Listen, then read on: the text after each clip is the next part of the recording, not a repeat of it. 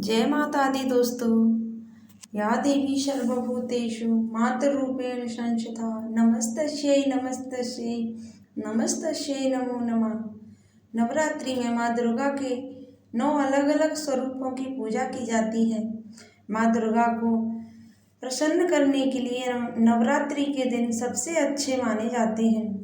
दरअसल इन दिनों जो भक्त सच्चे मन से माँ दुर्गा के सभी स्वरूपों की पूजा करते हैं, उसकी सारी इच्छाएं माँ दुर्गा पूरी करती हैं। 9 दिनों तक माता रानी की पूजा अर्चना के साथ आपको इस कथा का पाठ भी ज़रूर करना चाहिए। श्री दुर्गा नवरात्रि व्रत कथा करने से आपको सभी 9 देवियों की कृपा प्राप्त होती है। तो चलिए कथा सुनते हैं। कथा को पूरा अवश्य सुने बिना स्किप किए और चैनल को सब्सक्राइब करना न भूलें, ताकि आपको इसी प्रकार की कथाएं सुनने को मिलती रहें। बृहस्पति जी बोले, हे ब्रह्मा जी, आप अत्यंत बुद्धिमान, सर्वशास्त्र और चारों वेदों को जानने वालों में श्रेष्ठ हो। हे प्रभु, कृपा कर मेरा वचन सुनो। चैत्र आश्विन माघ और आषाढ़ मास के शुक्ल पक्ष में नवरात्र का व्रत और उत्सव क्यों किया जाता है? हे भगवान, इस व्रत का फल क्या है? किस प्रकार करना उचित है? और पहले इस व्रत को किसने किया, सो विस्तार से कहो। बृहस्पति जी का ऐसा प्रश्न सुनकर ब्रह्मा जी कहने लगे, हे बृहस्पति, प्राणियों का हित करने की इच्छा से तुमने बहुत ही अच्छा प्रश्न किया है। जो मनुष्य मनोरथ पूर्ण करने वाली माँ दुर्गा, महादेवी, सूर्य और नारायण को ध्यान करते हैं, वे मनुष्य धन्य हैं।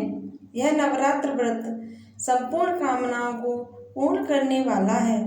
इसके करने से पुत्र चाहने वाले को पुत्र, धन चाहने वाले को धन, विद्या चाहने वाले को विद्या और सुख चाहने वाले को सुख मिल सकता है। इस व्रत को करने से रोगी मनुष्य का रोग दूर हो जाता है और कारागार में पड़ा हुआ मनुष्य बंधन से छूट जाता है। मनुष्य की तमाम विपत्तियां दूर हो जाती हैं और उसके घर में संपूर्ण संपत्तियां आकर उपस्थित हो जाती हैं। बंध्या और काक बंध्या के इस व्रत के करने से पुत्र हो जाता है। समस्त पापों को दूर करने वाले इस व्रत के करने से ऐसा कौन सा मनोरथ है जो सिद्ध नहीं हो सकता? यदि व्रत करने वाला मनुष्य सारे दिन का उपवास न कर सके तो एक समय भोजन करे और उस दिन बांधवों सहित नवरात्रि व्रत की कथा श्रवण करे। हे बृहस्पति, जिसने पहले इस महाव्रत को किया है, उसका पवित्र इतिहास मैं तुम्हें सुनाता हूँ। तुम सावधान होकर सुनो। इस प्रकार ब्रह्मा जी के वचन सुनकर बृहस्पति जी बोले, हे ब्राह्मण, जो मनुष्यों को कल्याण करने वाले इस व्रत के इतिहास को मेरे लिए कहा, मैं सावधान होकर सुन रहा हूँ। आपकी शरण आए हुए मुझ पर कृपा करो। ब्रह्मा जी बोले, पीठत नाम के मनोहर नगर में एक अनाथ नाम का ब्राह्मण रहता था। वह भगवती दुर्गा का भक्त था। उसके संपूर्ण सद्गुणों से युक्त मानो ब्रह्मा की सबसे पहली रचना हो, ऐसी यथार्थ नाम वाली सुमति नाम की एक अत्यंत सुंदर कन्या पैदा हुई। वह कन्या सुमति अपने घर के बालकपन में अपनी सहेलियों के साथ क्रीड़ा करती हुई इस प्रकार बढ़ने लगी जैसे शुक्ल पक्ष में चंद्रमा की कला बढ़ती है। उसका पिता प्रतिदिन दुर्गा की पूजा और होम किया करता था। उस समय वह भी नियम से वहां उपस्थित होती थी। एक दिन वह सुमति अपनी सखियों के साथ खेलने लग गई और भगवती के पूजन में उपस्थित नहीं हुई। उसके पिता को पुत्री की ऐसी असावधानी देखकर क्रोध आया और पुत्री से कहने लगा कि हे दुष्ट पुत्री, आज प्रभात से तुमने भगवती का पूजन नहीं किया। इस कारण मैं किसी कुष्ठी और जय माता दी दरिद्र मनुष्य के साथ तेरा विवाह करूंगा। इस प्रकार कुपित पिता के वचन सुनकर सुमति को बड़ा दुख हुआ और पिता से कहने लगी, हे पिताजी, मैं आपकी कन्या हूँ। मैं आपके इस सब तरह के अधीन हूँ। जैसी आपकी इच्छा हो मेरा विवाह कर सकते हो।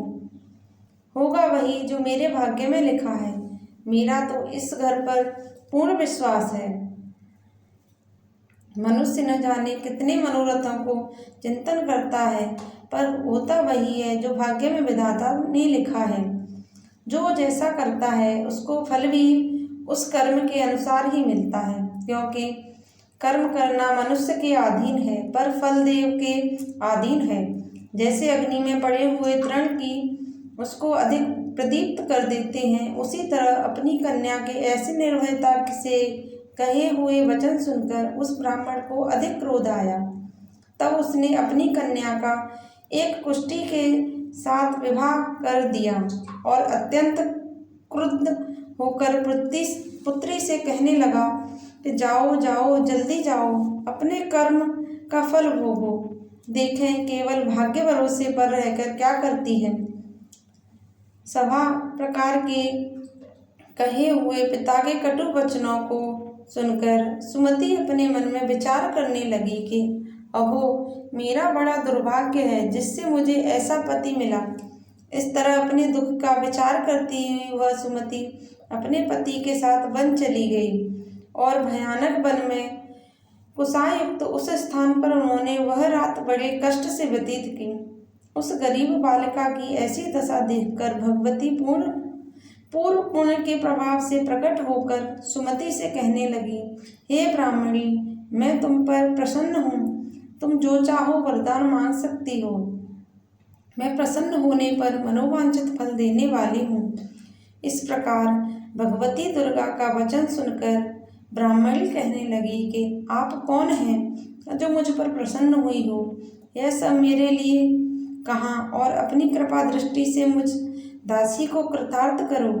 ऐसा ब्राह्मणी का वचन सुनकर देवी कहने लगी कि मैं आदि शक्ति हूँ और मैं ही ब्रह्मा विद्या और सरस्वती हूँ।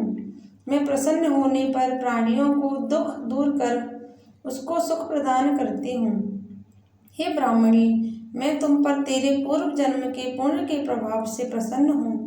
तुम्हारे पूर्व जन्म का वृत्तांत सुनाती हूँ, सुनो। तो पूर्व जन्म में निषाद की स्त्री थी और अति पतिव्रता थी। एक दिन तेरे पति निषाद ने चोरी की। चोरी करने के कारण तुम दोनों को सिपाहियों ने पकड़ लिया और ले जाकर जेल खाने में कैद कर दिया। उन लोगों ने तेरे को और तेरे पति को भोजन भी नहीं दिया। इस प्रकार नवरात्र के दिनों में तुमने न तो कुछ खाया और न जल ही पिया, इसलिए 9 दिन तक नवरात्र का व्रत हो गया। हे ब्राह्मणी, उन दिनों में जो व्रत हुआ उस व्रत के प्रभाव से प्रसन्न होकर तुम्हें मनोवांछित वस्तु दे रही हूँ। तुम्हारी जो इच्छा हो सो मांगो। इस प्रकार दुर्गा के कहे वचन सुनकर ब्राह्मणी बोली कि अगर आप मुझ पर प्रसन्न हैं तो हे दुर्गे, आपको प्रणाम करती हूँ। कृपा करके मेरे पति के कोढ़ को दूर करो। देवी कहने लगी कि उन दिनों में जो तुमने व्रत किया उस व्रत के एक दिन का पुण्य अपने पति का कोढ़ दूर होने के लिए अर्पण करो। मेरे प्रभाव से तेरा पति कोढ़ से रहित और सोने के समान शरीर वाला हो जाएगा। ब्रह्मा जी बोले। इस प्रकार देवी का वचन सुनकर वह ब्राह्मणी बहुत प्रसन्न हुई और पति को निरोग करने की इच्छा से ठीक है ऐसे बोली। तब उसके पति का शरीर भगवती दुर्गा की कृपा से कुष्ठहीन होकर अति कांति युक्त हो गया, जिसकी कांति के समान चंद्रमा की कांति भी क्षीण हो जाती है। वह ब्राह्मणी पति की मनोहर देह को देखकर देवी को अति पराक्रमी वाली समझकर स्तुति करने लगी।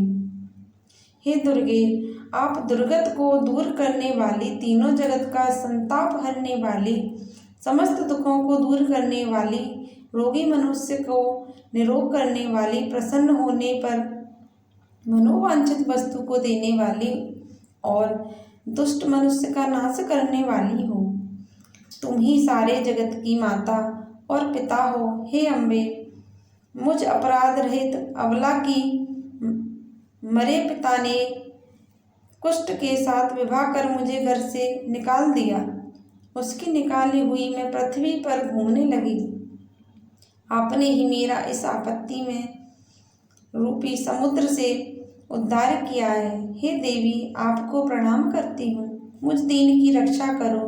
ब्रह्मा जी बोले कि हे बृहस्पति, इसी प्रकार उस सुमति ने मन से देवी की बहुत स्तुति की। उससे की हुई स्तुति सुनकर देवी को बहुत संतोष हुआ और ब्राह्मणी से कहने लगी, हे ब्राह्मणी, तुम्हारे उदयन नाम का एक अति बुद्धिमान, धनवान, कीर्तिवान और जितेंद्रिय पुत्र शीघ्र ही होगा। ऐसा कहकर वह देवी उस ब्राह्मणी से फिर कहने लगी, हे ब्राह्मणी, और जो कुछ तेरी इच्छा हो वही मनवांछित बल वस्तु तुम मांग सकती हो। ऐसा भगवती दुर्गा का वचन सुनकर सुमति बोली कि हे भगवती दुर्गे, अगर आप मेरे पर प्रसन्न हैं तो कृपा कर मुझे नवरात्रि विधि बताइए। हे दयावती, जिस विधि से नवरात्र व्रत करने से आप प्रसन्न होती हैं, उस विधि और उसके फल को मेरे लिए विस्तार से वर्णन करें। इस प्रकार ब्राह्मणी के वचन सुनकर दुर्गा कहने लगी कि हे ब्राह्मणी, मैं तुम्हारे लिए संपूर्ण पापों को दूर करने वाली नवरात्र व्रत विधि को बतलाती हूँ, जिसको सुनने से तमाम पापों से छूटकर मोक्ष की प्राप्ति हो जाती है। आश्विन मास के शुक्ल पक्ष की प्रतिपदा से लेकर 9 दिन तक विधि पूर्वक व्रत करें। यदि दिन भर का व्रत न कर सकें तो एक समय का भोजन करें। पढ़े लिखे ब्राह्मणों से पूछकर घट स्थापना करें और वाटिका बनाकर उसको प्रतिदिन जल से सींचें। महाकाली, महालक्ष्मी और महासरस्वती की मूर्तियां बनाकर उसकी नित्य विधि सहित पूजा करें और पुष्पों से विधि पूर्वक अर्घ दें। बिजौरा के फूल से अर्घ देने से रूप की प्राप्ति होती है। जायफल से कीर्तिदायक से कार्य की सिद्धि होती है। आंवले से सुख और केले से भूषण की प्राप्ति होती है। इस प्रकार फलों से अर्घ देकर यथाविधि हवन करें। खांड, घी, गेहूँ, शहद, जौ, तिल, बिंब, नारियल, दाख और कदम्ब, इनसे हवन करें। गेहूँ होम करने से लक्ष्मी की प्राप्ति होती है। खीर व चंपा के पुष्पों से धन और पत्तनों से तेज और सुख की प्राप्ति होती है। आंवले से कीर्ति और केले से पुत्र हो। कमल से राज, सम्मान और दुखों से सुख संपत्ति की प्राप्ति होती है। व्रत करने वाला मनुष्य इस विधान से होम कर आचार्य को अत्यंत नम्रता के साथ प्रणाम करे और यज्ञ की सिद्धि के लिए उसे दक्षिणा दे। इस महाव्रत को पहले बताई हुई विधि के अनुसार जो कोई करता है उसके सब मनोरथ सिद्ध हो जाते हैं। इसमें तनिक भी संशय नहीं है। इन 9 दिनों में जो कुछ दान आदि दिया जाता है उसका करोड़ों गुना फल मिलता है। इस नवरात्रि के व्रत करने से ही अश्वमेध यज्ञ का फल मिलता है। हे ब्राह्मणी, इस संपूर्ण कामनाओं को पूर्ण करने वाले उत्तम व्रत को तीर्थ, मंदिर अथवा घर में ही विधि के अनुसार करें। ब्रह्मा जी बोले कि हे बृहस्पति, इस प्रकार ब्राह्मणी को व्रत की विधि और फल बताकर देवी अंतर ध्यान हो गई। जो मनुष्य या स्त्री इस व्रत को भक्ति पूर्वक करता है वह इस श्लोक में सुख पाकर अंत में दुर्लभ मोक्ष को प्राप्त होता है। हे बृहस्पति, यह दुर्लभ व्रत का महत्व मैंने तुम्हारे लिए बतलाया है। ऐसा ब्रह्मा जी के वचन सुनकर बृहस्पति जी आनंद के कारण रोमांचित हो गए और ब्रह्मा जी से कहने लगे, हे ब्रह्मा जी, आपने मुझ पर अति कृपा की जो अमृत के समान इस नवरात्रि व्रत का महात्म सुनाया। हे प्रभु, आपके बिना और कौन इस महात्म को सुना सकता है।